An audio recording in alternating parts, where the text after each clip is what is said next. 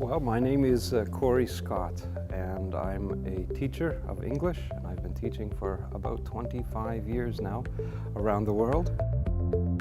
I was born in Canada, and I had a good childhood. My parents were very good with us. I've got a brother and a sister, and they both encouraged us to do whatever we pleased, I guess, within limits. And one thing that I enjoyed was painting and drawing as a kid, and I think many kids do. It's something that I continued doing throughout my life. I also enjoyed music. My parents bought a big organ for us, and my brother and sister weren't so interested in playing that, but I spent many hours on that, and I still do. Not the same organ, of course, but I still play music, and I enjoy it quite a bit, and that's all because of the upbringing I think that my parents provided us. Oh boy, what motivates me? Many things. My students, my colleagues, people that I meet every day, and the natural world. I think just being out in nature here in Ras Al Khaimah, you've got beautiful mountains and fresh air.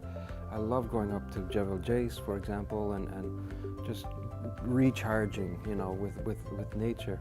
I'll tell you a story. I went to the New Year's Eve fireworks display in Al Hamra recently, here in the UAE. And it was amazing. There were cars lined up all along the side of the road looking over the shore, and at midnight all of these fireworks went up, and it was absolutely astounding. But the next night, my wife and I were just walking along the same shore. No sound, no crowds, just this amazing sunset. And I thought to myself, mashallah, this is much better than anything that we humans and mortals can ever hope to produce. When my first child was born, Nathan, I had a lot of free time on my hands. So I started writing these stories. My father-in-law, he said, what are you doing? And I said, well, I'm just writing some stories. So I shared them with him, and he said, oh, these are great. You should get them published. I contacted someone online. I found there was a website called Colombian Illustrators, or Ilustradores Colombianos. And I went down the list, and I found many different artists. But the one that I chose that I thought matched the kind of stories that I had written for Nathan, for my son, or for anyone else to enjoy, happened to live in the very same city in Colombia, just by complete chance. And I said, would you be interested in maybe illustrating some of these works? And I sent him off 12 stories, I think.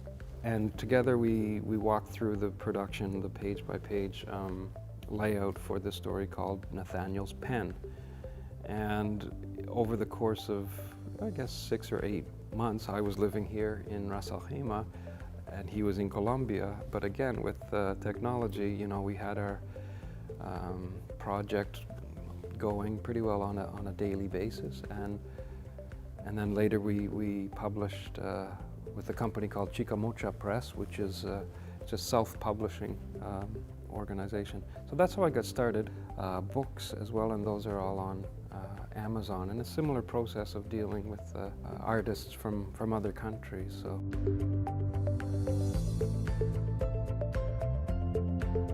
I think anything can be a major obstacle or challenge if you think it is. Oftentimes it's just a matter of mindset, and the biggest challenge is to sort of see a difficult time as an opportunity, right? They often say that one closed door is an opening to the universe, or there are unlimited opportunities when one particular one is cut off. Yeah, I don't think I've had too many obstacles. I often think I've had a blessed life, really, thankfully.